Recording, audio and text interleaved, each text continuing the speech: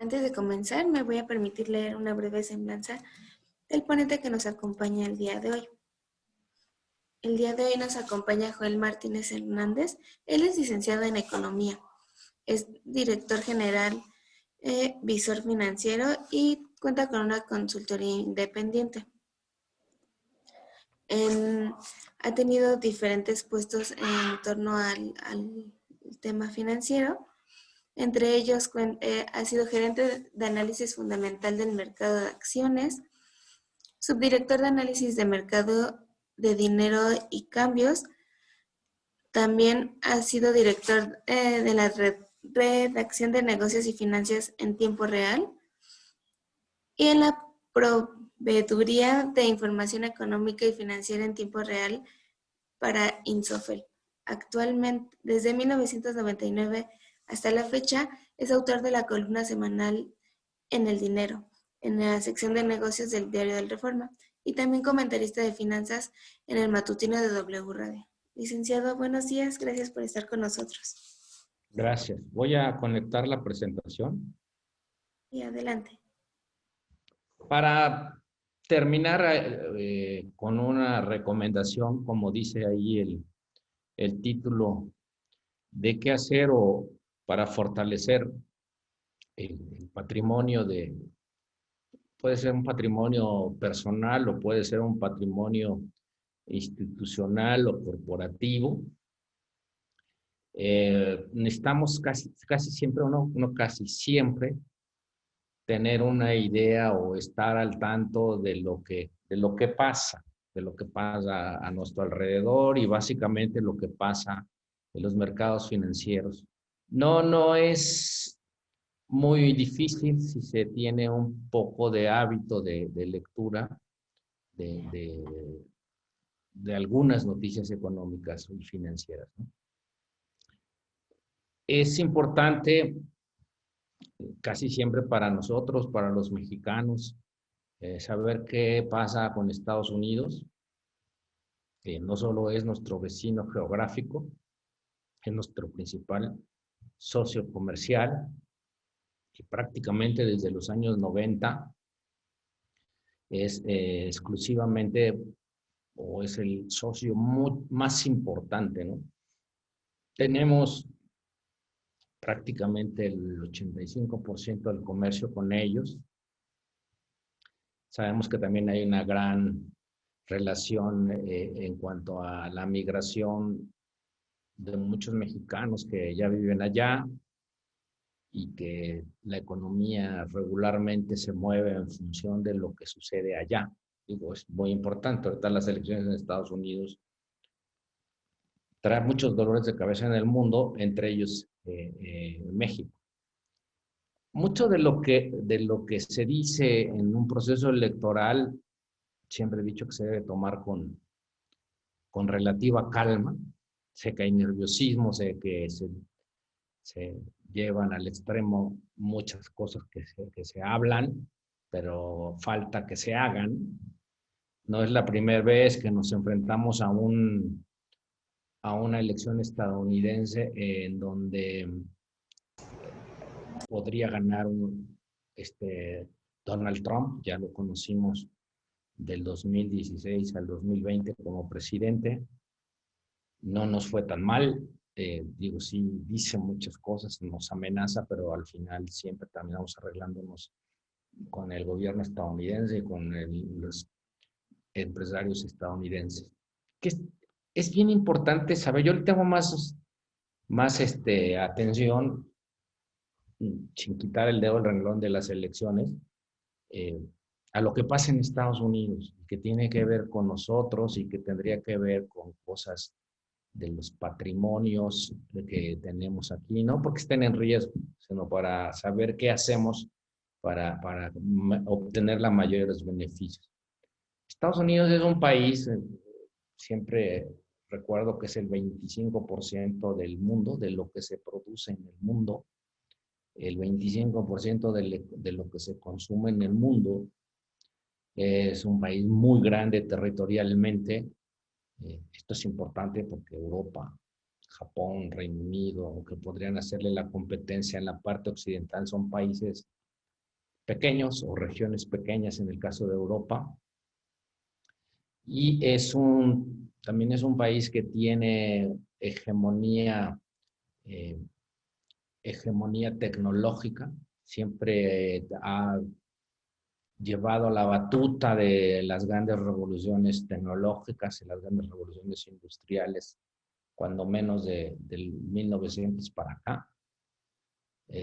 Esto es importante porque estamos en una etapa que les pongo ahí de reglobalización o reindustrialización y una gran revolución tecnológica.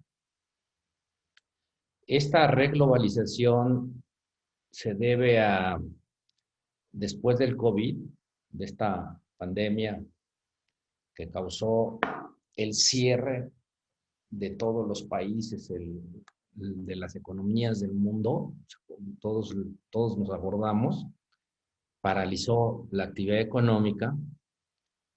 Después del COVID vino otro fenómeno que es, digamos, parteaguas, que fue la invasión de Rusia a Ucrania. Eso fue en el 2022-23.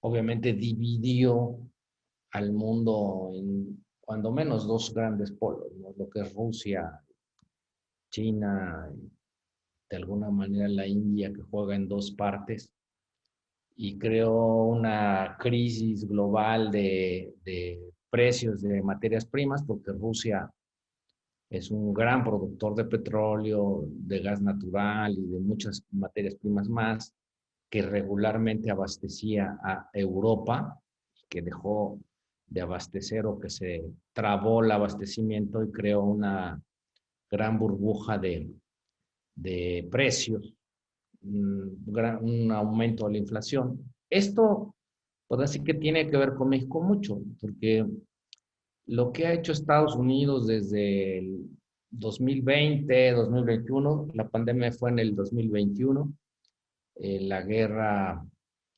o la invasión de Rusia a Ucrania, si no mal recuerdo, fue en febrero del 2022.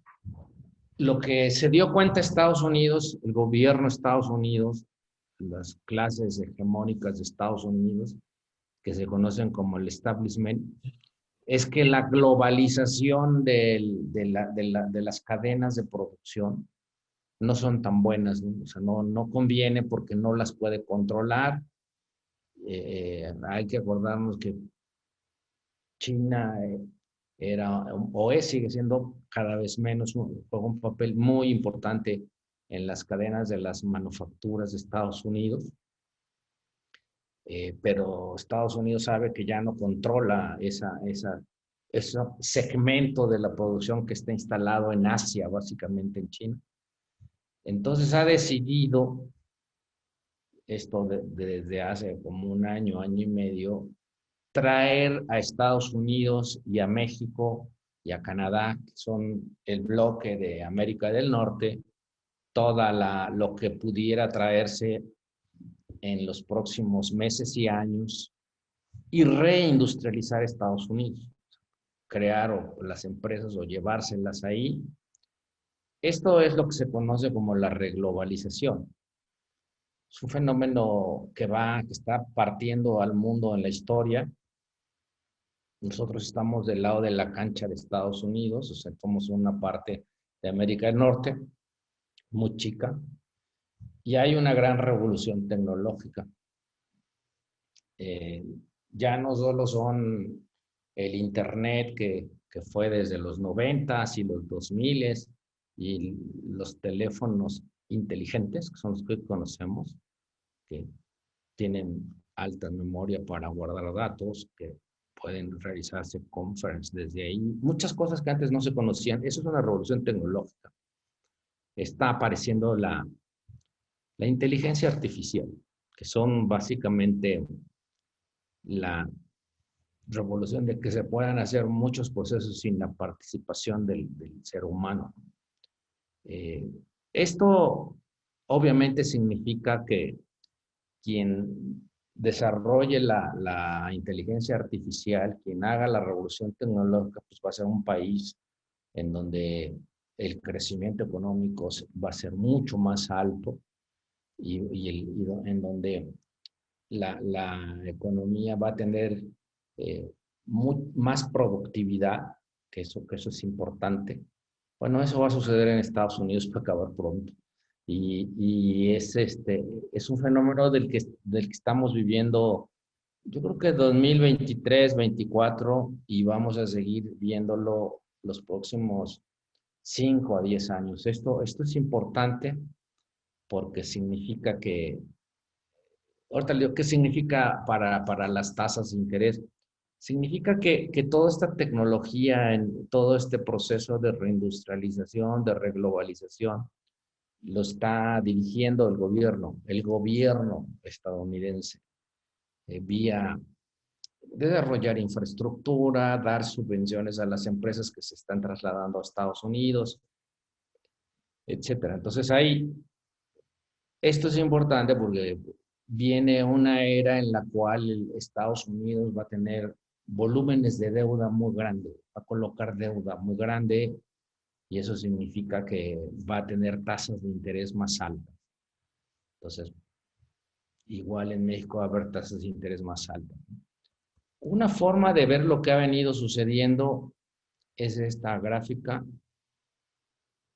que básicamente es un índice en el que, si se fijan, la línea azul es la economía de Estados Unidos, la línea como, ¿qué podríamos decir? Como rosa es Alemania, y bueno, ahí está Japón, que es la línea amarilla, la línea verde es toda la zona euro. La zona euro incluye a muchos países de Europa, no incluye a Reino Unido, no incluye a Países Bajos, a Suecia, Suiza, a varios países. Simplemente es Alemania, Francia, España, un grupo de países, Italia, más, ¿no? Pero no abarca toda Europa, pero digamos que abarca la parte más fuerte o más importante de toda Europa. Esta gráfica lo que dice, yo le puse un índice de crecimiento o valor o riqueza. En realidad, cuando nos hablan de que las economías crecen, si crecen mucho o crecen poco o crecen a una velocidad rápida o a una velocidad lenta o decrecen, a lo que se refieren siempre en términos muy simples es si los países generan riqueza nueva, valor nuevo. Eh, Cuando dice que una economía crece al 2, al 2.5, al 3, al 1, en realidad lo que nos está diciendo que la nueva riqueza de ese país crece 2% o 1%. Y si hacen un índice, les va diciendo, pues, cuáles las economías que crecen a mayor velocidad, o si están creciendo a mucha velocidad, o se están estancando, que eso es lo que dice este gráfico. A mí me gusta mucho porque lo que nos está diciendo es que Estados Unidos desde más o menos el 2008-2009 tiene un fuelle muy fuerte para generar valor, para crecer.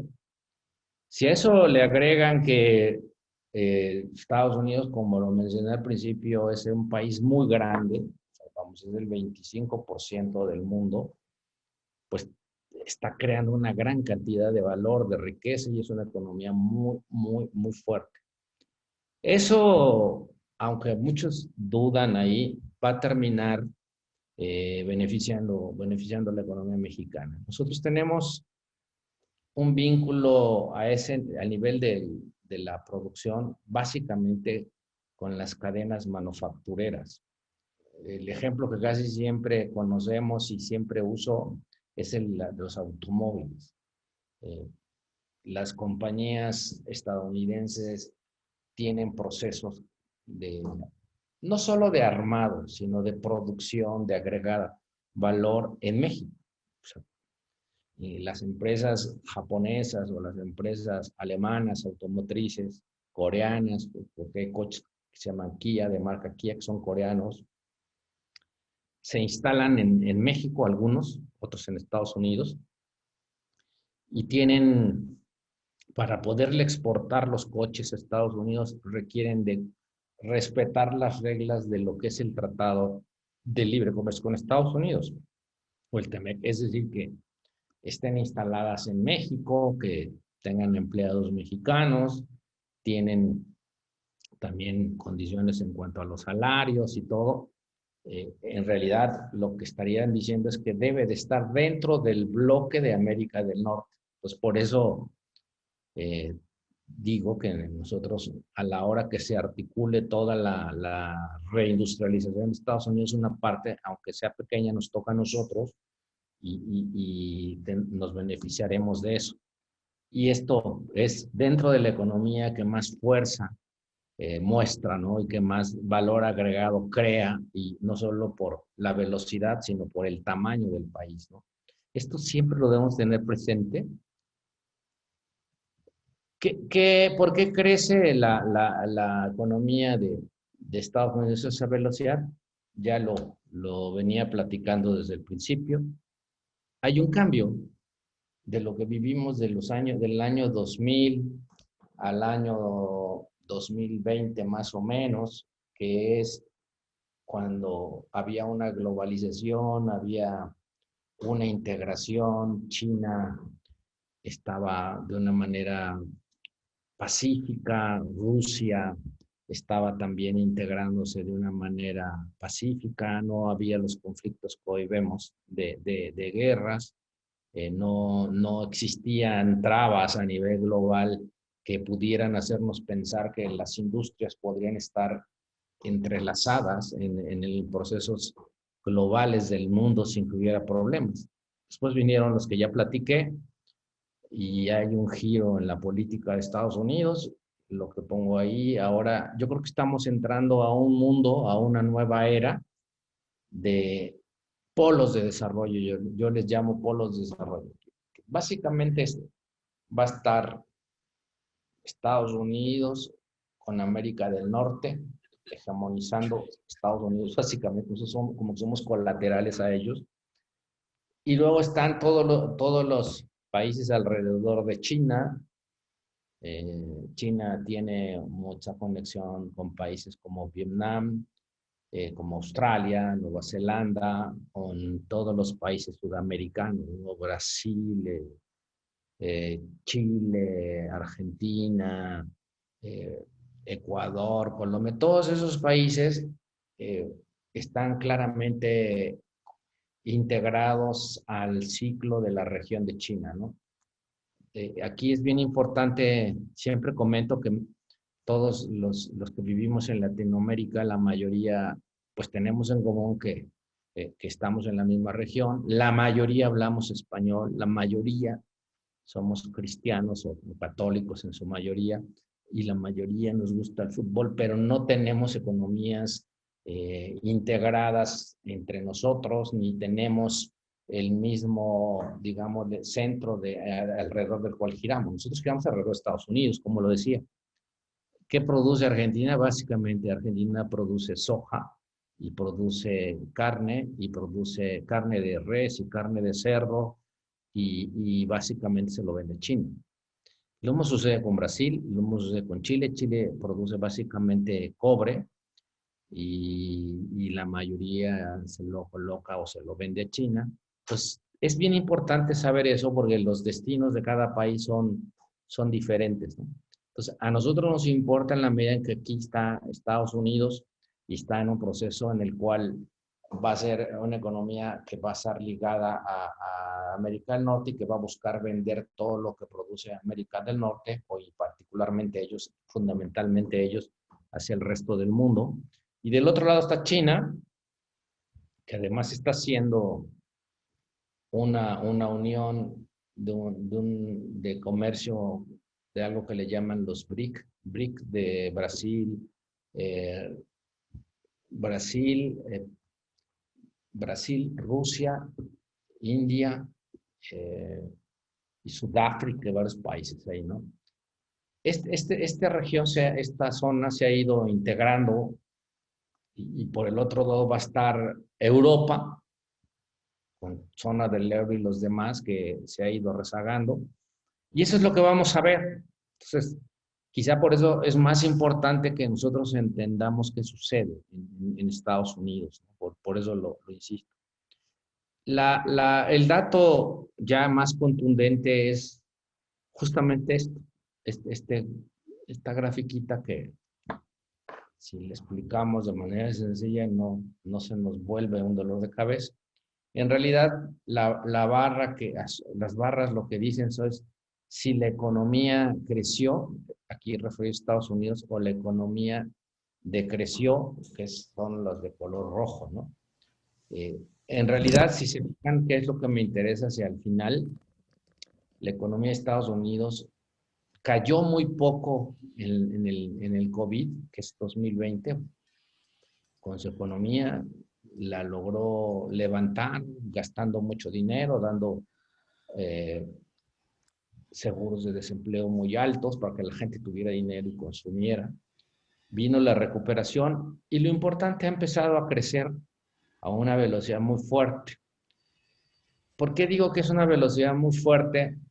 Este es estimado el azulito, porque no ha terminado el Daniel, 2024. también más tarde te va a pasar lo de mis pasajes de septiembre, ¿vale? Ya terminó octubre y no te los pasé.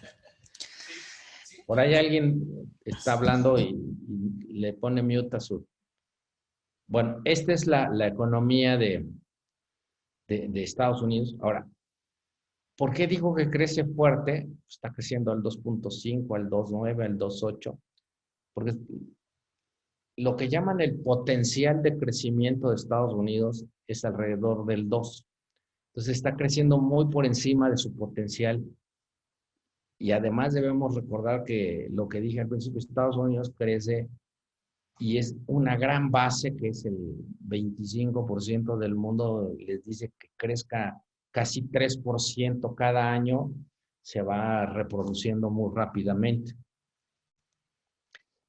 La última proyección que puse aquí en azul, azul cielo, del 2.8 es la proyección que acaba de salir del FMI, el Fondo Monetario Internacional, que es una institución, digamos, seria y que todo mundo ve para poder saber si las economías caminan o no caminan. Fíjense cómo esta es la última proyección, la roja, que es la proyección de septiembre,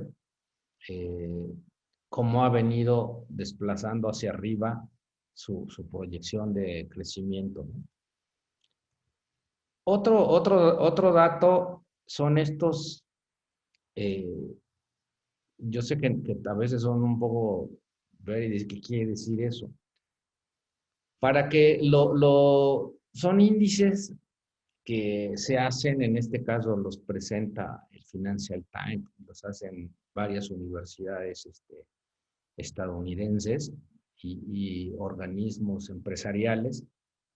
Estos índices, lo único, como se leen, véanlo así, es cuando este índice va hacia arriba con mucha contundencia, quiere decir que la economía de ese país está con mucho fuelle, con mucha velocidad, con bastante dinamismo y que debemos de entender que va creciendo, que ya es, de hecho, se fundamentaba arriba con los otros datos que presentábamos.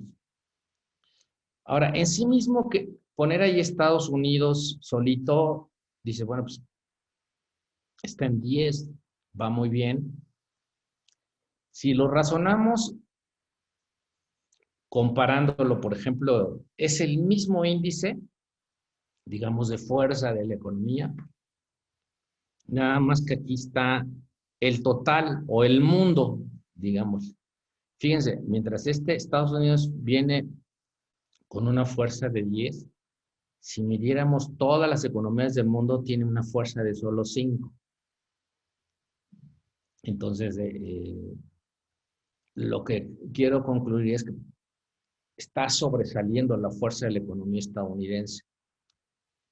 Y un poco como les decía ahí arriba, si midiéramos cómo está la fuerza, la velocidad de las economías de otros lados, pues es esta.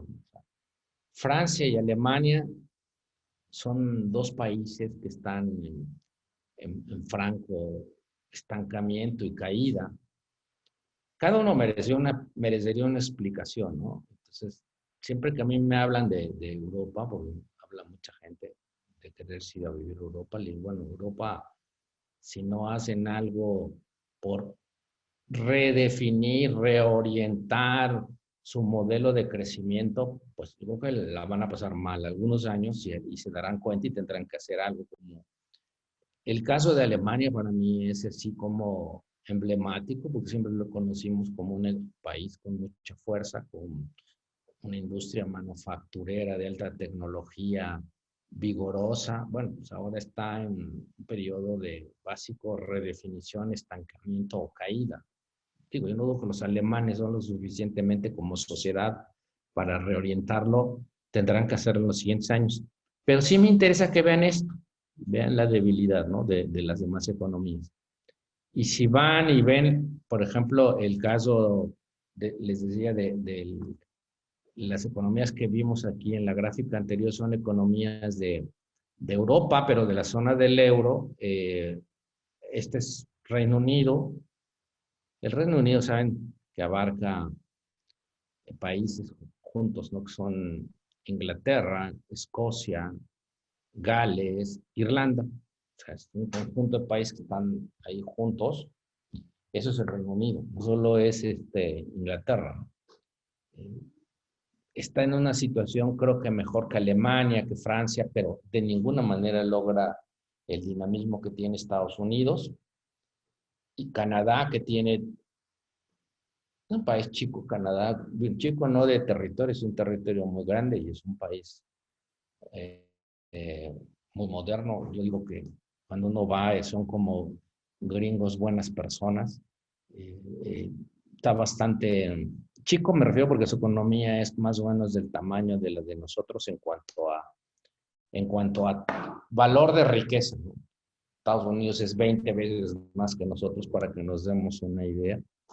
Ellos se parecen más a nosotros en el tamaño, no digo que ni en la idiosincrasia, ni en el territorio. Tiene un territorio muy grande, pero muy despoblado, pero tiene un dinamismo en su economía. Japón tiene años y años en una situación como de poco dinamismo en su economía, pero creciendo. Y este me interesa mucho que lo vieran. Es China. China, sobre todo a raíz del año 2000 a la fecha, es una economía que se ha expandido enormemente. Hoy es un país grande territorialmente, con una gran revolución tecnológica, y que se incorporó mucho con la economía de Estados Unidos, pero ahorita está pasando por una situación de estancamiento. Tiene muchos problemas China, aunque en las noticias sigamos viendo pues, que crece, que exporta, que produce. Hacia futuro China tendrá algunos problemas para poder definir su economía. Es una economía también muy alejada de cómo son los patrones occidentales, llamémosle Estados Unidos o nosotros. Nosotros pasamos mucho los patrones cada vez más a los patrones occidentales tipo Estados Unidos. Y la India, que sí es una economía con mucha fuerza, muy grande, bastante grande, no solo en cuanto al tamaño de su territorio, el tamaño de su población, sino en cuanto al tamaño de su economía, ¿no? Para el caso de Estados Unidos, esto, ¿qué costo ha tenido o cuáles son los problemas fundamentales que tiene, si bien es una economía fuerte? Una burbuja inflacionaria y un pleno empleo con presiones salariales. Regularmente cuando la gente le digo que para Estados Unidos es un problema el pleno empleo, varias veces me han dicho, ¿por qué es un problema que un país tenga pleno empleo? Es bueno, ¿no? Sí, sí es bueno para la gente, para los trabajadores, para las personas que viven ahí, tienen una facilidad de conseguir un trabajo, ¿no? No es bueno porque si no hay suficientes trabajadores, suficientes personas que se puedan emplear, y hay muchas ofertas de trabajo que era lo que había venido teniendo Estados Unidos, pues lo que hay son aumentos de salarios que se traducen en consumo y después se traducen en inflación. Eso es como se lee regularmente en los libros de texto de economía y que regularmente son paradigmas que eh, son seguidos por los bancos centrales para mover las tasas de interés, ¿no? Esta es la inflación de Estados Unidos. Estados Unidos siempre ha tenido inflaciones muy bajas, si se fijan. El objetivo de Estados Unidos es el 2%. Siempre para ellos tener un poquito más o un poquito menos de inflación del 2 es favorable, pero cuando la inflación se les dispara muy alta, que fue lo que pasó aquí, 9% llegó a tener de inflación Estados Unidos en junio del 2022.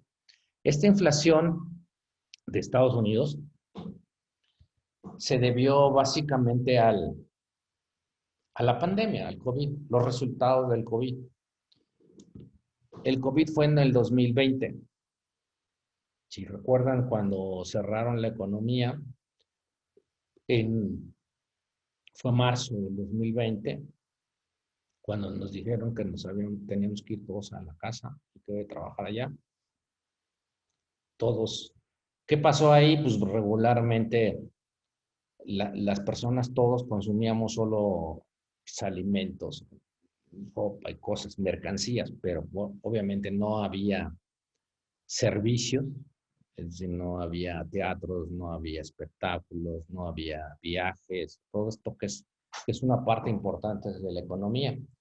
Cuando las personas empezaron a salir de estar confinadas y a trabajar y se fueron quitando las restricciones y la gente empezó a moverse más por las vacunas, por lo que quieran, muchos estadounidenses en este caso tenían dinero guardado de lo que les habían dado de seguros de desempleo y empezaron a consumir, a viajar. Pues los precios de los aviones, de los restaurantes, de los espectáculos, todo, subieron de precio y básicamente mandaron la inflación hacia arriba, que ha ido bajando, pero que no ha llegado a lo que ellos quieren, el 2, ¿no? Otro es lo que les comentaba, que es tasas de desempleo bajos.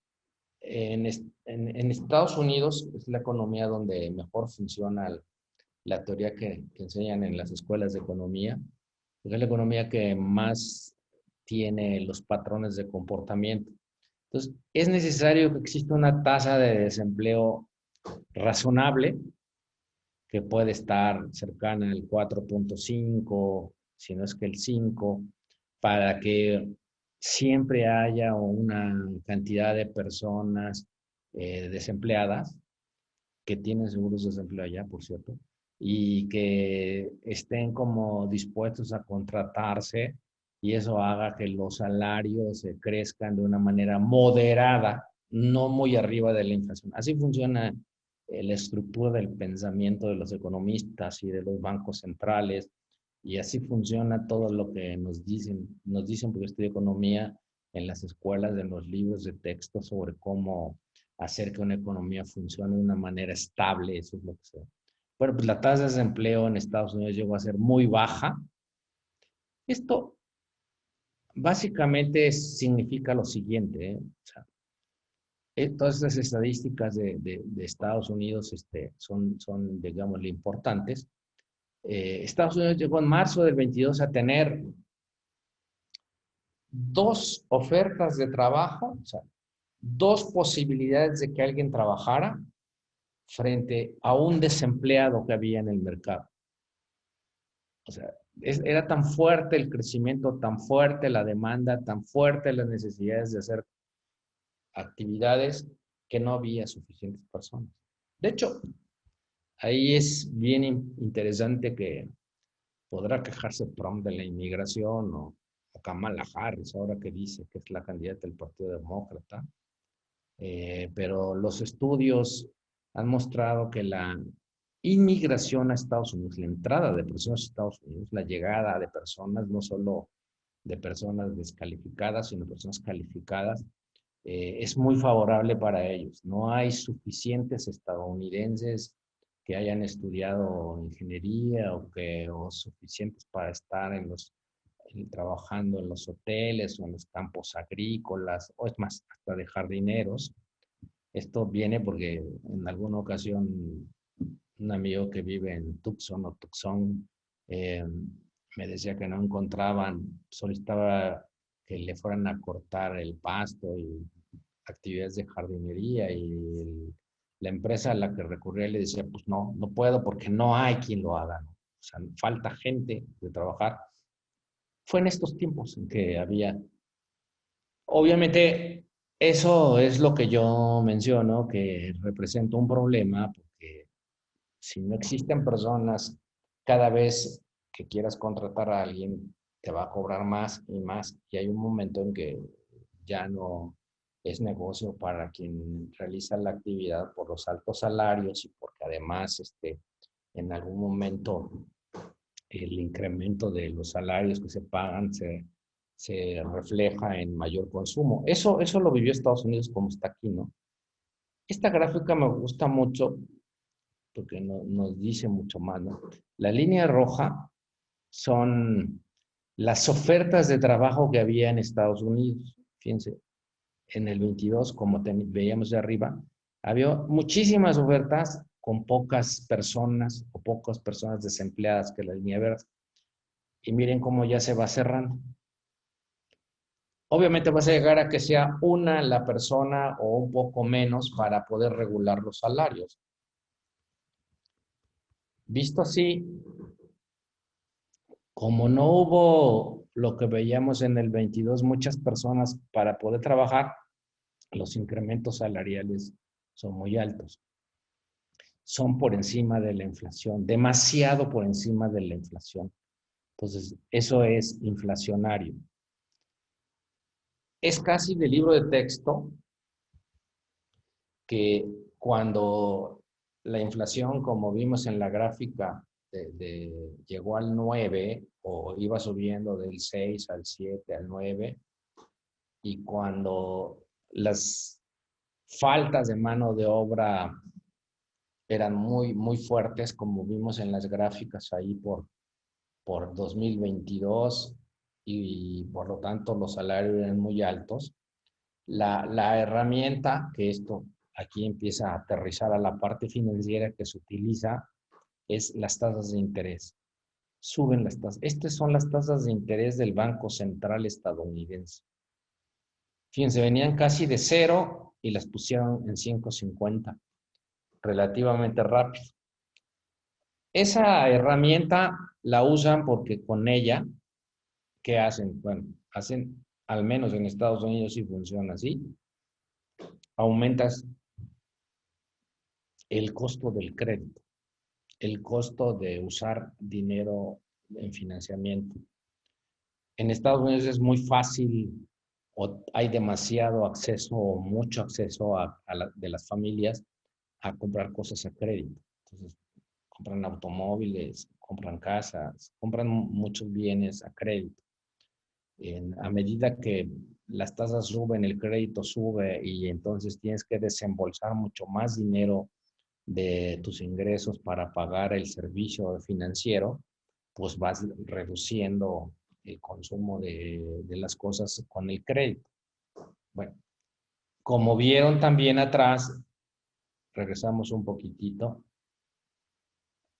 ya se está nivelando la oferta y la demanda de mano de obra, o en el caso de la inflación, ya va bajando, vean cómo va bajando aquí.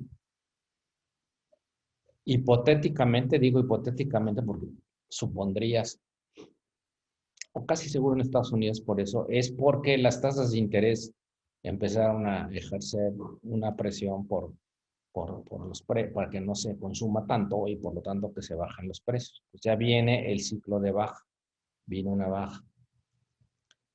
Ahora el tema está siendo esta escalerita, yo les digo escaleritas, me parecen eso. Lo único que te dicen es, ¿cuál es el escenario de baja de tasas? ¿Quién dice que van a bajar a estas escaleritas a esta velocidad? Básicamente la Fed, el Banco Central. Esto es muy importante. A lo mejor se tarda más, se tarda menos, porque pues obviamente una cosa es que uno diga, o que la Fed o los analistas, bueno, las altas tasas provocan que se caiga el consumo, pero no sabes si se va a caer a una velocidad o si realmente lo que tú decías se da con exactitud o se atora y vamos teniendo rebotes. Pero en general, la visión que esta gráfica es, insisto, de la Fed en una de sus reuniones, en las reuniones, cada 6 semanas la Fed tiene un comunicado donde dice qué va a hacer con las tasas y dice qué es lo que él ve, cómo ve la economía. Y en las reuniones de marzo, en la reunión de junio, de septiembre y de diciembre, presenta lo que llaman el gráfico de puntos, es decir, cómo ven ellos las tasas.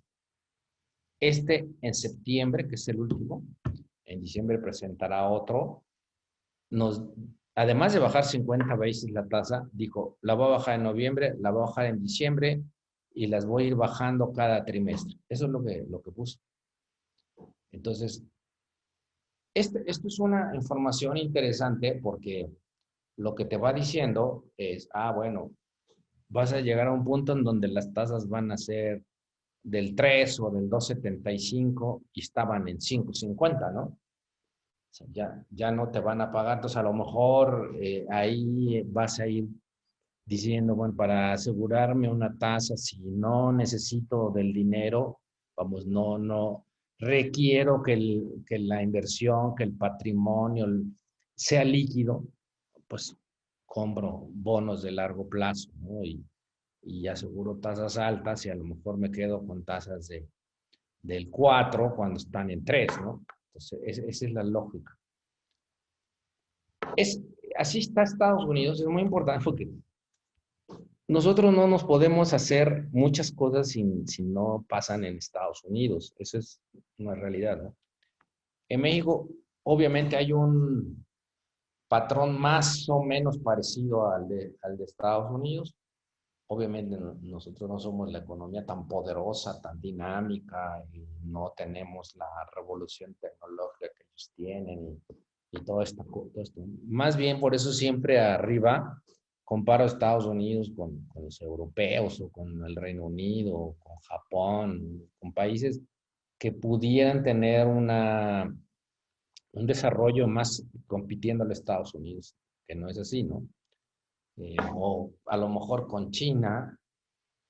No me gusta comparar Estados Unidos con China porque en China hay un modelo de desarrollo que yo llamo cuasi estatal. O sea, hay un dominio del Estado impresionante, ¿eh?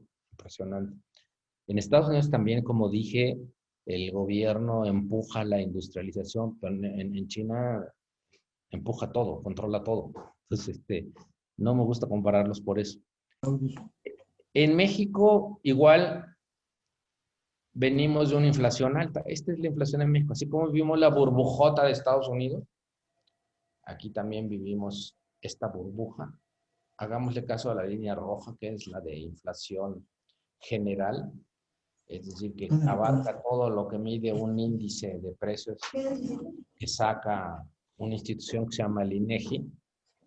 Y la línea verde es un índice donde quitas los agropecuarios, quitas la gasolina, que son bienes que tienen ciclos que nada tienen que ver con la parte del ciclo económico, ¿no? La cuestión es que venimos de esto. Si se fijan, nosotros tenemos más burbujas. ¿Quiere incorporarse aquí? Por ahí si le ponen mute a su... Estos son los participantes y este es el chat. Aquí le puede usted poner. ¿Le pongo mi nombre? Bueno, si se fijan, tiene más burbujas de las que Estados Unidos tiene. Si se fijan, en Estados Unidos la meta de inflación es el 2. En México es el 3, pero digamos que... Asociación. que es un rango entre el 4 y el 2. Por ahí si le ponen mute a su... que estamos oyendo hablar a dos personas, por favor. Entonces, si se fijan, es una burbuja. Y a diferencia de Estados Unidos, que tiene su gran ciclo, fuelle de crecimiento, aquí estamos entrando en una etapa de estancamiento.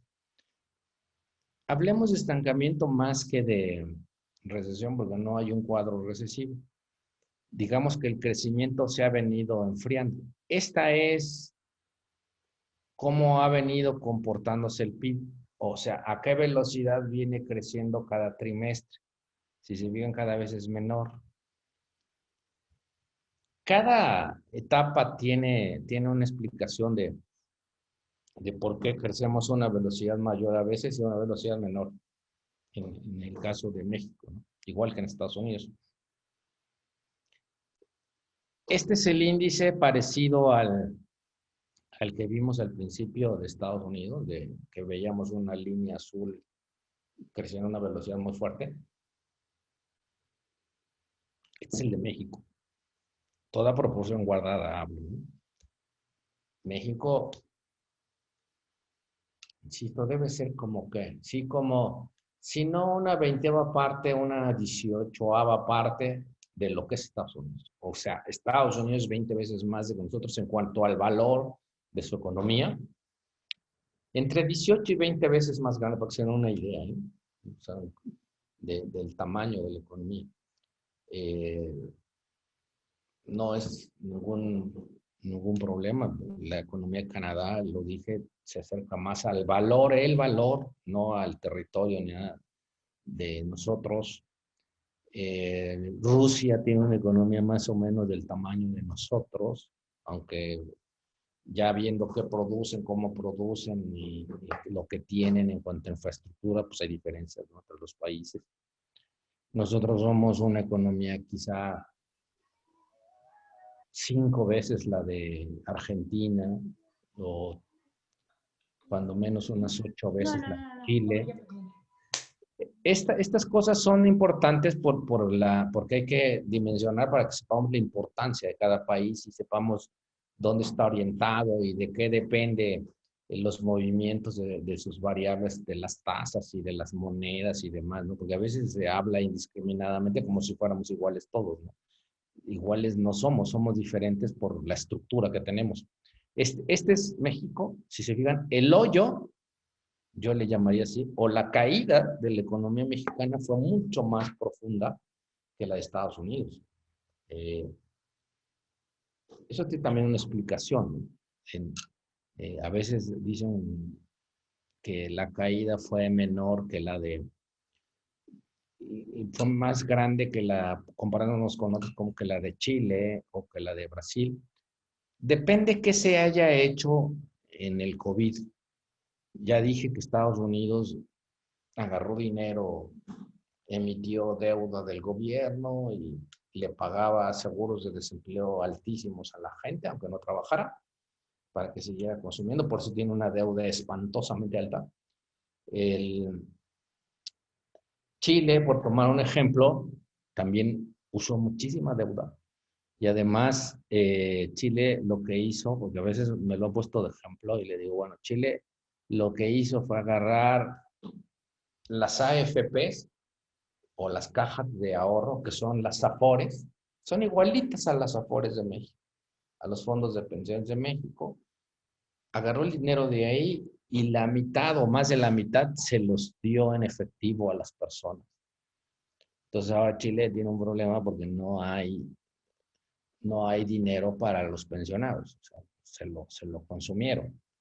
Y ahora están ahí en el Congreso viendo cómo demonios le hacen para resarcir el dinero de las pensiones, y también hicieron un incremento muy alto de su deuda. Y cada caso es así, ¿eh? Colombia usó muchísima deuda también y ahora está muy emproblemado con su deuda, lo mismo que Brasil. No hay, como dicen los gringos, no hay free lunch o no hay nada gratis, ¿eh? O sea, hagas lo que hagas en un momento determinado, tiene un costo o tiene un daño colateral, ¿no? Entonces, cada uno abordó, aquí no se usó eso, quizá fue muy doloroso, a mí se me ha dicho, es muy doloroso, le digo, pues sí, pero el costo fue mucho menor. La cuestión ya, después de todas estas anécdotas, es que la economía está aquí, ¿no? Está este pedacito donde tenemos este elipse, lo que te dicen es que se empieza, yo le llamo a atorar, a enfriar, a estancar, ¿no?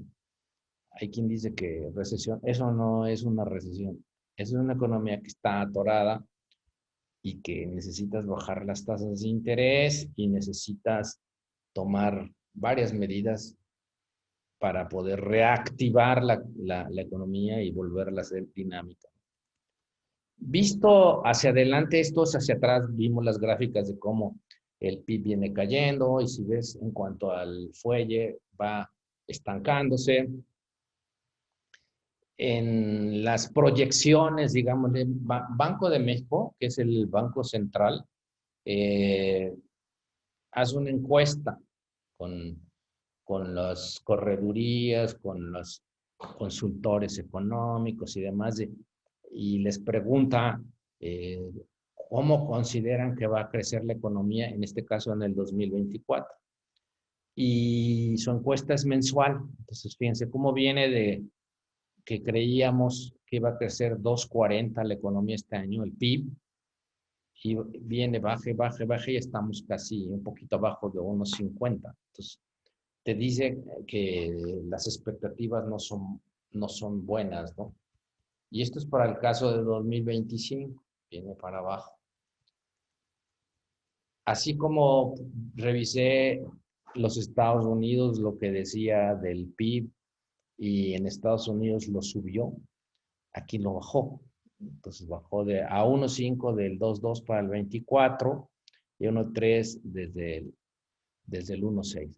Debo decir que en general en este documento del FMI no se revisó más que Estados Unidos y la India al alza, ¿no? En general los demás países se mantuvieron muy laterales y algunos como nosotros nos revisaron a la baja, ¿no? Este índice que también lo puse arriba, que era el índice que le llamábamos de recuperación o de fuelle o de fuerza de la economía, lo pusimos para Estados Unidos. ¿Se acuerdan que tiene una velocidad así, un empuje alto? Y lo pusimos para las economías europeas que se ven muy laterales.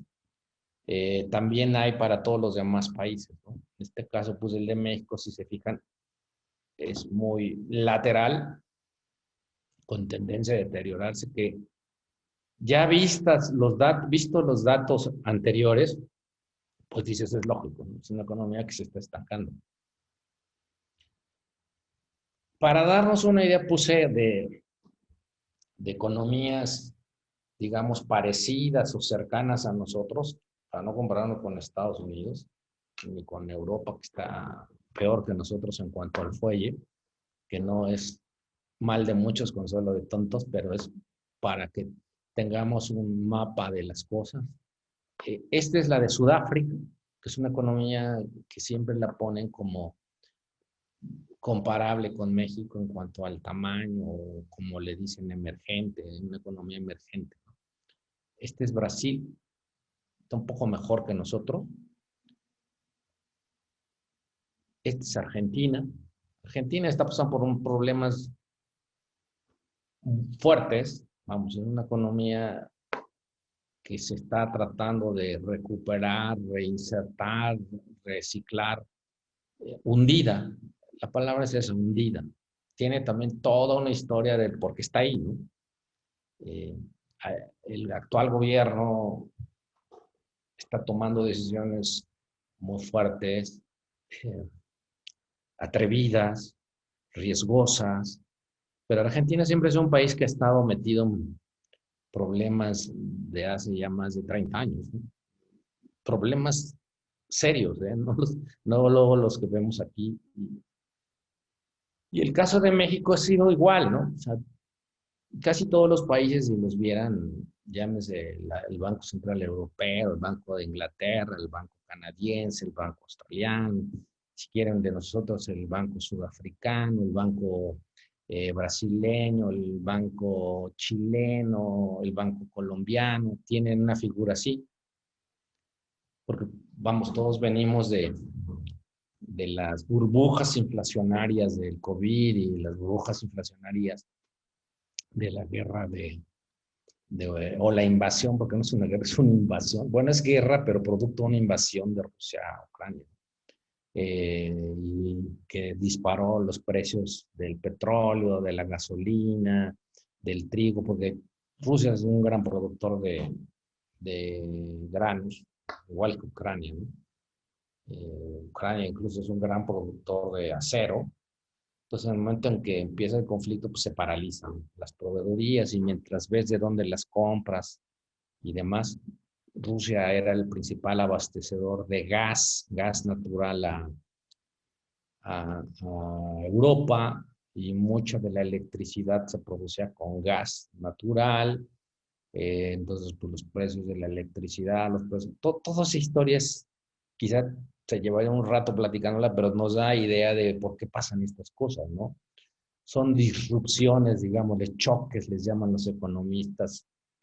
Regularmente estas cosas que pasaron en el COVID y la guerra, los efectos de la guerra, les dicen los economistas cisnes negros, o sea, que son fenómenos no esperados, que aparecen de repente y que dislocan, o sea, mueven todos los cimientos de las economías, eso es lo que pasa.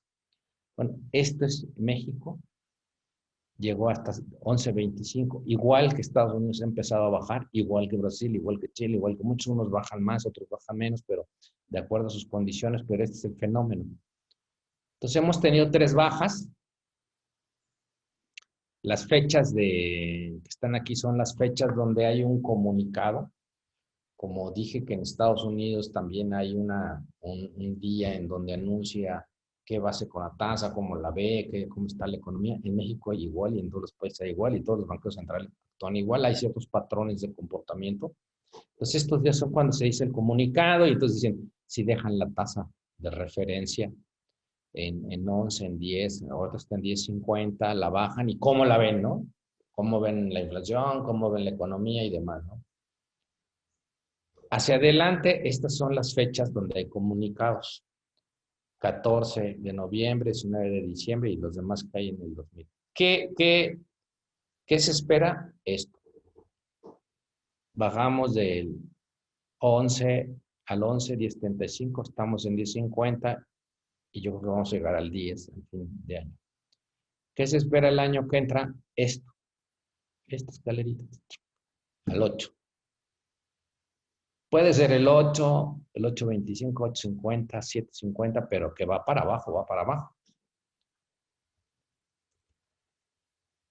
La estrategia, para mí, más ahora que han rebotaron mucho las tasas, no por cosas de nosotros, por cosas de Estados Unidos, de si gana Trump y lo que dicen de Trump. Y vuelvo a repetir que muchas cosas son más por miedo, nerviosismo, a que de verdad vayan a suceder, ¿no? Eso que siempre. Es lo que ha pasado con los CETES. Entonces, a lo mejor no es tan malo en un caso de un CETE que está en 10.64. Si sabes que la tasa, un CETE de 2 años, a lo mejor si sabes que la tasa, vuelvo a decir, no porque diga Joel, no porque yo sienta, porque percibo, salvo que pase algo extraordinario, pues Estados Unidos viene bajando. Insisto, puede detenerse, puede tener algunos altibajos, pero en general la inflación de Estados Unidos va bajando y no va a tener esas tasas. Es igual que pasa aquí. También tiene sus ratos en el que un dato sale mal o que algunos precios se suben. En el caso de México, tenemos muchos problemas con los agropecuarios, con algunos precios agropecuarios. Antes porque hubo sequía, ahora porque hay inundación, o tenemos algunos problemas. El problema más importante en México también es, como en Estados Unidos, el de servicios. Hay demasiado consumo de las personas en los restaurantes, si uno quiere viajar de vacaciones, en los periodos de vacaciones está todo lleno, entonces los boletos de avión suben muchísimo, los boletos de los autobuses suben muchísimo, las ventas en los cines, en los teatros, que regularmente esos son presiones inflacionarias porque sienten que hay muchas personas que están consumiendo y que tienen dinero. Entonces, ahí la inflación, insisto en que no va a estar exento, pero en general podríamos decir, si vemos que además la economía mexicana, a diferencia de la estadounidense, se está enfriando, está creciendo menos, lo que querrá decir que más adelante podría haber un poco más de gente desempleada y tendrás que bajar las tasas. Entonces, vamos. Así es como alguien concluye si tiene un recurso personal o tiene una inversión en una cuenta patrimonial que le llaman, que no importa la cantidad que tengas, ¿eh? Podrías decir, bueno, una parte que no necesito asegurar tasas arriba del 10, si van a estar al 8, relativamente pronto. Igual pasa con los bonos. Allá arriba hablamos de CETES, que son CETES de 28, de 91, de 182, que son 6 meses, 374, que son 1 año, 720, que son 2 años. Acá ya ves de bonos que son de 2, 3, 5, hasta 30 años y han subido, ¿no? Digamos que ya depende cada quien en el horizonte que tenga. Y lo mismo con los UDIbonos, que si no mal me acuerdo dimos aquí una plática sobre los instrumentos de inversión y lo mismo vimos CETES, que vimos bonos M que pagaban cupones semestrales, son tasas nominales, que vimos UDIbonos, que son bonos que va subiendo con la inflación el principal y te van pagando tasas arriba de la inflación, ¿no? Entonces es igual si lo quisieras. En general, podríamos decir, bueno, ¿qué hacer? Bueno, si tienes una cuenta ya establecida en un banco porque manejas una cantidad significativa de recursos en cualquiera de las instituciones que estén, o a nivel personal, o a nivel de una tesorería de empresa, pues bueno, vas y le dices al ejecutivo que te atiende que quieres comprar un CETE de 2 años. Es importante que sigas que las subastas de CETES son los martes, es decir, cuando el gobierno a través del Banco de México emite estos papeles para conseguir el dinero que es deuda para el presupuesto, ¿no? Entonces, es fácil cuando trabajas en una banca patrimonial o en una banca corporativa y tienes un ejecutivo asignado, entonces te ofrece todo un menú de inversiones que van desde los bonos del gobierno o bonos privados y demás. Quise poner especial énfasis en cuando no se tiene la suficiente cantidad para que tú te atienda la banca patrimonial o la banca corporativa o la banca empresarial de los grandes bancos, ¿no? O de casas de bolsa, vamos, te atienden, si es a nivel personal, si vas a un centro financiero, estos grandes de los bancos, y te dicen cuánto quieres saber, pues te piden cantidades altas, que muchas veces uno no las tiene, ¿no? O que la institución no tiene esas cantidades de dinero. Por eso dije, bueno, ahí ya sabes cómo hacerle. Regularmente la gente que vigila las inversiones grandes, pues conoce todos esos instrumentos, nada más aquí la orientación es decir que hay que asegurar tasas, ¿no? Pero quien no conste que yo no trabajo ni recibo comisión ni nada de CETES directo.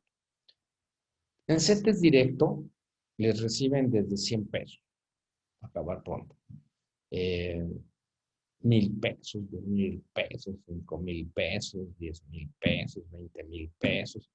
Este CETES directo fue hecho por el gobierno, por la Secretaría de Hacienda desde hace muchos años, y opera, o vamos, quien lo opera es Nafinsa, Nacional Financiera, que es una banca de desarrollo del gobierno, ¿no? Hay desde meterte, está ahí ahorita adelante todas las instrucciones, y te permite comprar CETES de 28 días, CETES de 91, CETES de 1 año, CETES de 2 años, y te los venden a las tasas que salen en las subastas del Banco de México. Ese es el atractivo, ¿no? Aquí están, como les estoy diciendo, los datos. CETES directo, lo que les dice es un producto, una marca del gobierno. Eso no lo hizo ni el gobierno de Claudia ni el gobierno de ambos, lo hicieron desde hace mucho tiempo en Afinsa. Y el objetivo siempre fue permitir que la gente que tiene, bueno, 100 pesos, 1,000 pesos, 2,000 pesos, en lugar de que se metan, bueno, las tandas son otra cosa, ¿no? Es recibir dinero en diferentes plazas, pero bueno, puede invertir ahí. Yo, en particular, a la gente, cuando me pregunta, oye, ¿dónde pongo mi dinero? Pues ponlo en CETES directo. Pero yo no tengo mucho dinero, pues tienes 1,000 pesos, tienes 500 pesos, pues ahí te los aceptan, ¿eh? Y ahí los tiene uno guardados y puede tener tasas de los CETES. Está. Hay una plataforma en internet. Si no somos de gente que se mete en las plataformas y le teclea y le busca, pues a quien no puede, o no se da, no se nos da estar ahí tecleando, pues ahí en el, en el edificio de Nafinsa, en Insurgentes, ahí cerca de Altavista, Plaza Inn se llama. Ahí en Plaza Inn, ahí están unas oficinas que es CETES directo al lado de Nafinsa, y se mete uno, y se los digo porque le fui a abrir una cuenta con una de mis hijas. Le dije lo mismo, guarda tu dinero, guarda. Aunque sea un cachito cada que cobras, guarda para ahorrar. Y ahí la abrió, ahí tienes una ficha, te atienden una persona y te pide tus datos y ya vas viendo cómo los CETES que vas comprando, ¿no? No cobra comisiones, o sea, muy importante. No es que como sucede en los bancos, que te cobran un cachito porque pues, están usando su plataforma. No, ahí no hay cobro de comisiones. Estos son el respaldo de la Secretaría de Hacienda, el riesgo es mínimo, salvo que vendas antes el título, te esperas a vencimiento, te toca lo de la CETES, ¿no? Lo de que dice la tasa a la que te vendieron. No hay penalizaciones, o sea, no es como si vas y le dices, es que quiero mi dinero y antes y no, pues que te dan una penalización. No hay disponibilidad. Yo lo pongo porque sí es una herramienta realmente que te permite usar todo lo que veníamos comentando. ¿Qué puedes comprar? Bueno, puedes comprar no solo los CETES que allá arriba vimos que hay de 28 y demás hasta 2 años, eso los puedes comprar ahí, a las tasas que salen.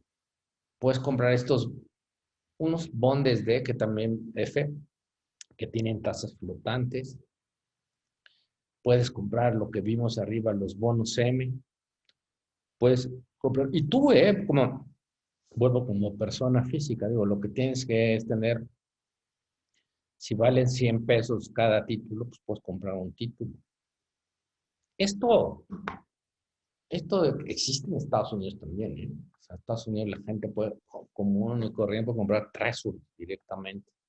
No necesita ir a un banco y comprarlos, ¿no? También hay mecanismos del gobierno para comprarlos. Y de hecho, de allá se sacó, o yo recuerdo, esto no existió toda la vida, esto debe tener no más de 20 años que existe. Antes no podían comprarlo. Y siempre le decíamos a la Secretaría de Hacienda, deberían de ser la forma como en Estados Unidos, que compran treasury las personas con muy poquito dinero, aquí debería de haber eso, y bueno, sí.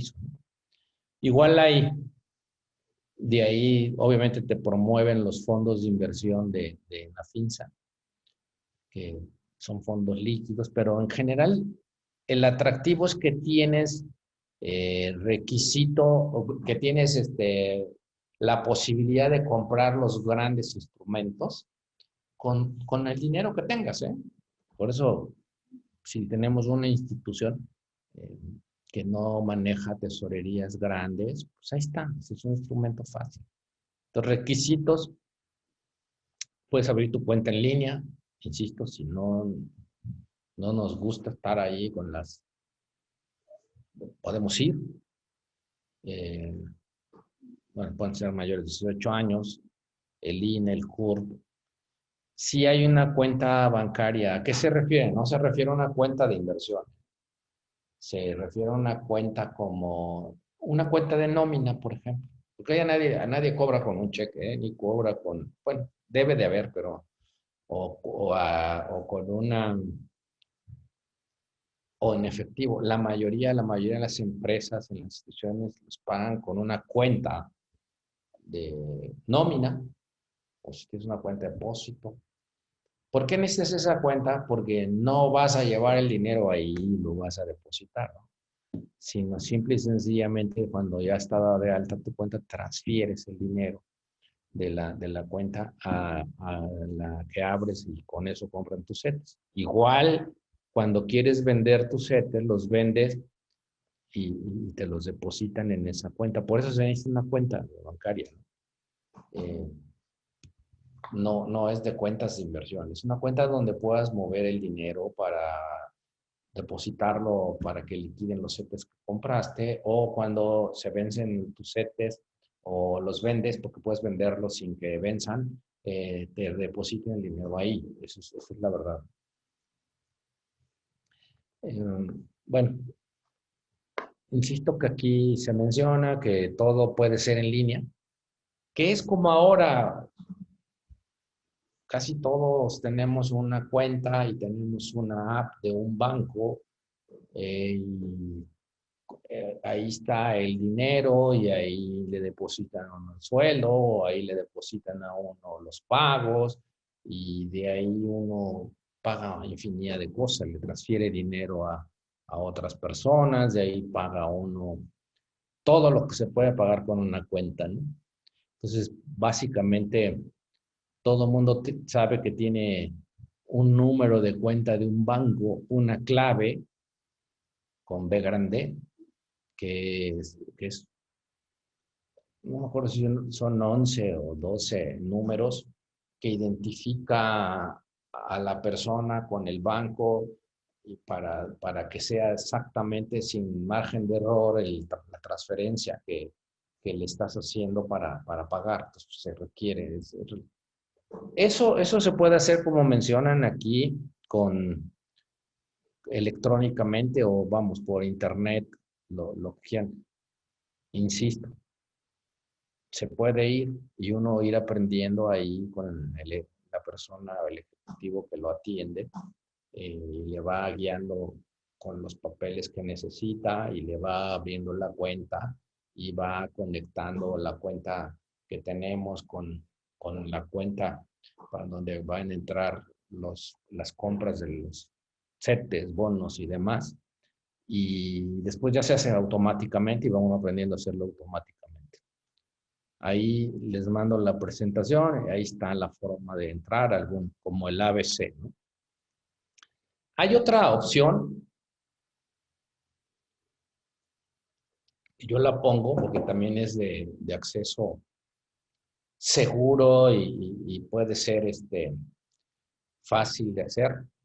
Bueno, si no les gusta los CETES y directo, o los papeles gubernamentales con este mecanismo. A mí cuando la gente me pregunta, oye, ¿y si invierto? Porque fíjate que un banco chiquito, estoy inventando, si hay un banco Bajío o banco, el que quieran, de los bancos chiquitos poco conocidos, Altiva o de estos bancos ofrecen tasas muy elevadas para inversiones, ¿no? Incluso para gente que lleva su dinero ahí o tiene una cuenta ahí. Siempre digo, bueno, está bien, si uno tiene, también ahí admiten cantidades pequeñas de dinero.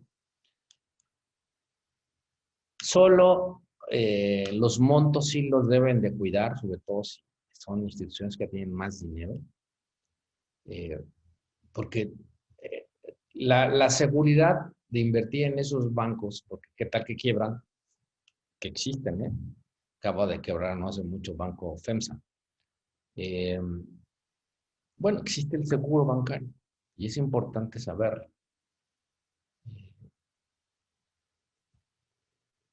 Entonces, no importa que encontremos bancos chiquitos bueno, siempre y cuando sean los bancos oficialmente creados, registrados. Yo no soy partidario de invertir en cosas ahí que son instrumentos legales que no son bancos, porque luego esos no tienen depósitos bancarios, seguro de depósitos. Es muy importante que sepamos eso.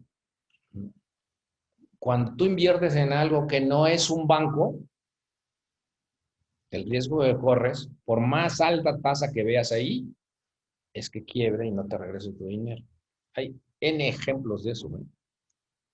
Y vuelven a pasar y pasan, y le pasa a gente que invierte fuerte cantidades de dinero y es porque ve que les dan una tasa súper alta y que a lo mejor se les dan una vez o se los reconocen contables. No hay seguro para eso, ¿eh? Entonces, a mí cada que me preguntan, le digo, yo no conozco eso, no sé qué figura legal tenga y debes de tener claro que existe el default o el no pago, ¿no? No así en un banco chico, porque existe el seguro de depósitos bancarios que da el Instituto para la Protección del Ahorro, el IPAP. ¿De dónde tiene el dinero el IPAP para hacer eso? Lo tiene porque todas las transacciones de los bancos, de todos los bancos, tienen un pedacito como de comisión que va al IPAP. Entonces, aunque sea pequeñísimo, son muchas transacciones y va guardando, y es el dinero que tiene el IPAP. No es que el gobierno entre y le ponga dinero. No hay un lugar de donde se obtiene el dinero de las mismas transacciones de los bancos, ¿no? Ese es el IPAP. El IPAP garantiza los depósitos a los ahorradores de los bancos legalmente reconocidos. Esto es importante. Fíjense que es un banco, no una SOFIPO. Esa es otra historia, ¿eh? No digo que no sean atractivas, nada más les digo que no tienen seguro de protección, ¿eh? al depósito. ¿Hasta cuánto te deposita, te asegura? Bueno, pues te aseguran 400,000 UDIs. La UDI es una unidad que va subiendo conforme sube la inflación. Vale más una UDI cada día que pasa, cada mes que pasa. Al día en que hicimos este ejercicio, el seguro es de 3,300,000 pesos, ¿no? Obviamente, si la UDI va subiendo, un día va a ser 3,5 millones, otro día va a ser 4 y va a crecer el monto del seguro, pero sí es importante que lo tengan seguro. Entonces, si tú lo tengan claro, si tú tienes un depósito en un banco que viste que te paga muy bien en un pagaré o en un certificado de depósito a 1 año, a 2 años, que sabes que las tasas son bastante más altas de las que te paga un CETE, por ejemplo, pues vas y lo compras, ¿no? O sea, sin preocuparte de que no te vayan a devolver tu dinero. O sea, no, existe el seguro, siempre cuando es un banco, ¿no? Vuelvo a insistir, ¿no? ¿Qué cubre ese depósito? Pues todo el dinero que tengas ahí. Dinero a la vista, la suma, ¿no? Cuentas de cheques, ahorro, todo lo que podrías haber tenido en ese banco, te lo cubre con un seguro de hasta 3.300.000 o 400.000 UDIs. Entonces, si ves tasas buenas, porque luego a mí me ha tocado ver caminando y veo lo que te paga un certificado de depósito y hay veces que ves que son tasas muy buenas. Entonces, son también quien no maneja una cantidad muy elevada de dinero y que puede usarla, ¿no? Les dejo el mapa de los bancos que tienen seguros bancarios, que están reconocidos como bancos, que los supervisa y los vigila y los registra la Comisión Nacional Bancaria y de Valores, que por lo tanto tienen acceso al IPAP. Pero pues ven, lo mismo hay un BBVA o un Citibanamex, Barregio, que el Compartamos, que el Actinver, que el MIFE, bancos que ABC Capital, estos bancos ni siquiera tienen muchas sucursales, pero de repente los encuentras y ves que tienen buenas tasas porque necesitan captar dinero para lo que hacen. Bueno, tienes la confianza de que tu dinero no te lo van a desaparecer, ¿no? Que eso es lo que es. Y pusimos un ejemplo que siempre traen ahí, del caso de una quiebra, el Banco FAMSA, que quebró en 2023, 2022. Bueno, pues ahí entró el seguro bancario. En cuanto lo declararon en quiebra, el IPAB se hizo cargo de los depósitos de las personas que tenían acceso al seguro o hasta donde tenían el seguro. Y aquí te dice justo que el 99.3% de los ahorros fueron sujetos de seguro. O sea, vas, demuestras que tú tenías un certificado de depósito, una cuenta de cheques, una cuenta de ahorros y el IPAP te paga tu dinero con el seguro. Entonces, básicamente podríamos decir que siempre hay que tratar de tener en las inversiones o en la seguridad, o como tiene el título acá la presentación, que muy atinadamente lo ve como algo que debemos de tener presente, de cómo cuidar o fortalecer el patrimonio.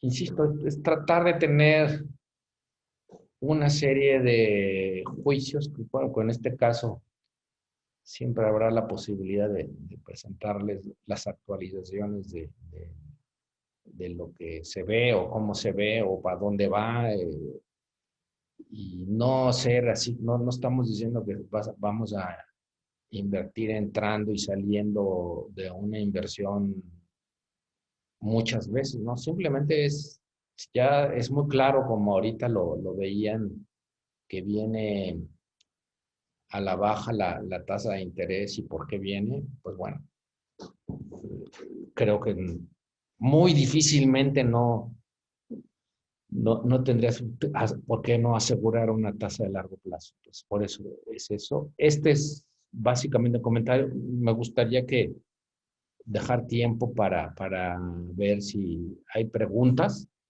y podemos platicar, ¿no? Sí, tenemos una pregunta en el chat. Dice, buenos días. ¿Nuevamente es conveniente utilizar inversión de fin de semana utilizando casa de bolsa? ¿Cómo en qué? Como un reporto.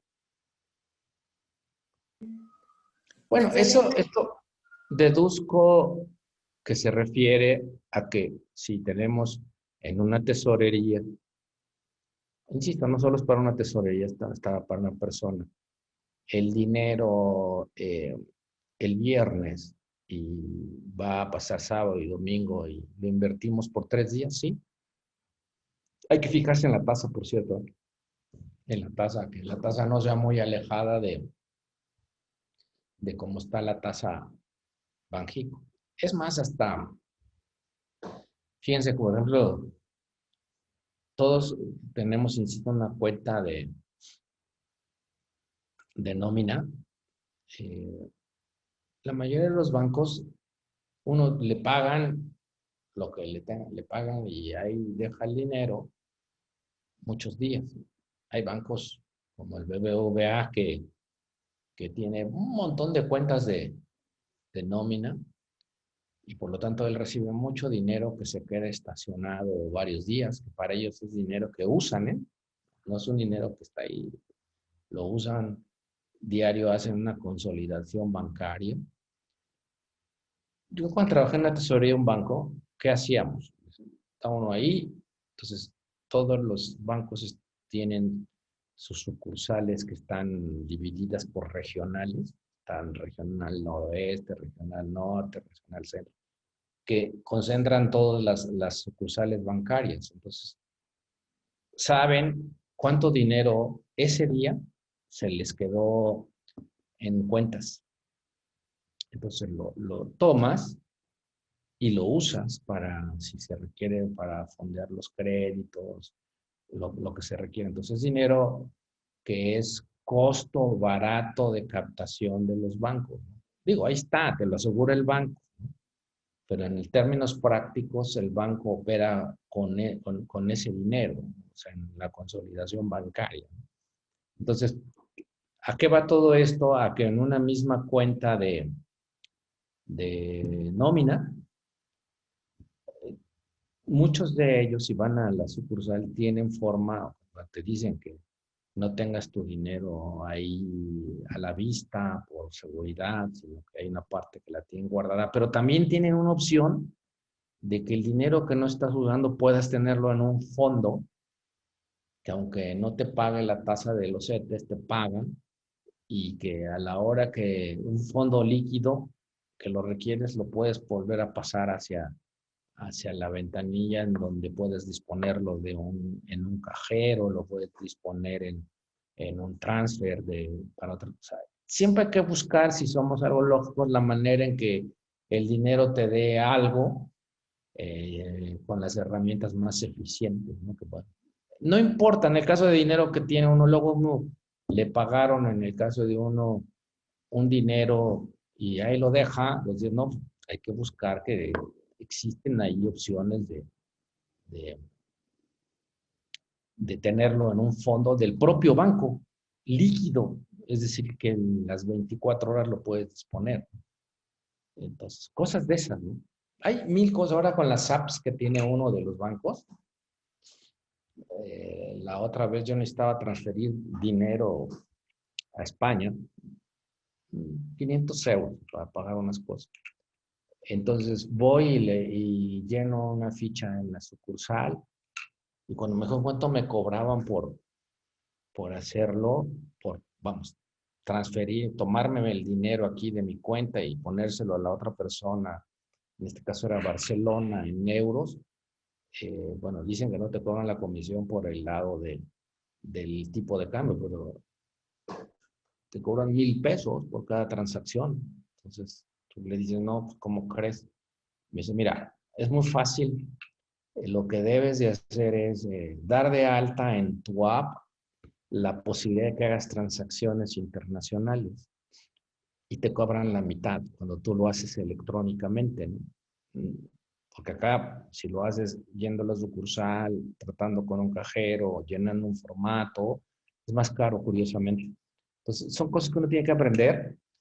Te cobran la mitad y lo que te dice es, no transfieras pedacitos de lo que vas a mandar. Junta todo el dinero y mándalo porque te cobran por transacción. Entonces, vuelve a lo mismo. Cosa de que te pongas a leer qué puede hacer. Lo mismo sucede con el dinero. En el caso de lo tienes ahí, si es ya una tesorería un poco más grande, pues claro que lo puedes meter y hacer en un reporto en una casa de bolsa de 3 días, creo que son, si es valor viernes, si te lo regresa el lunes, 72 horas, si no tengo mal. ¿Sí? ¿Alguna otra duda? Sí, tenemos otra pregunta. ¿Cuál es el marco normativo de la IAP con respecto al tipo de inversiones que podemos realizar? Es decir, si existe alguna restricción en inversiones para IAP. Fíjate que esa pregunta me la han hecho varias veces y no conozco. Prometo revisarla. No sé si alguien conozca ¿cómo les llaman? Más que la restricción, ¿cómo le llaman? Pues, donde se define legal o normativamente qué tipos de inversiones hay. Eso prometo investigarlo y mandarlo, ¿no? No tengo, bueno, debe haber muchas, por lo que conozco, no creo que tengan permitido invertir en acciones tal cual. No, ya me acordé que sí hay una normatividad, pero prometo buscarla y mandarla para no inventarles.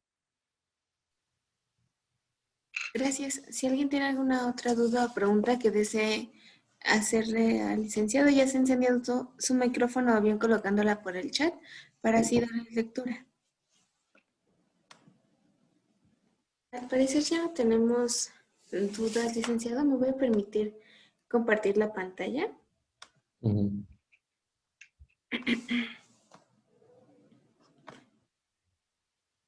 Para hacer entrega del reconocimiento a Joel Muchas gracias. Martínez Hernández por su participación en la actividad Cómo fortalecer el patrimonio institucional a través de instrumentos de inversión. Este reconocimiento lo firma la licenciada Arlet Ruiz Mendoza, directora de programas asistenciales. Este mismo se lo haremos llegar vía correo electrónico con el fin de que pueda archivarlo. Creo que tenemos en el chat ya nada más agradecen su participación y mandan saludos. Muchas gracias, licenciado. Muchas gracias a las instituciones. Que tengan excelente tarde. Hasta luego. Igualmente, chao.